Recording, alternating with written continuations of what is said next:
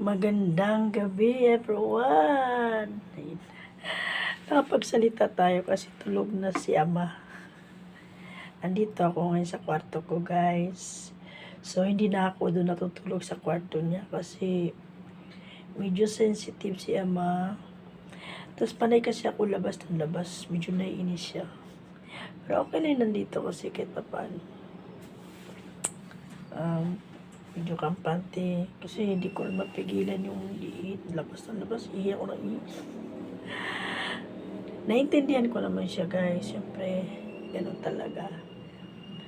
Kung tutuusin talaga, dapat talaga nandun ako. Pero, buti, pumayag naman yung mga anak na dito daw ako. Okay lang. Kung sa situation ko, mas malaking favor na nandito ako.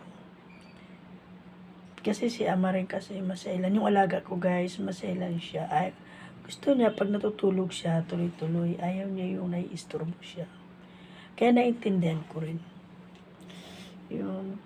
Thank you for watching, everyone. Bye-bye.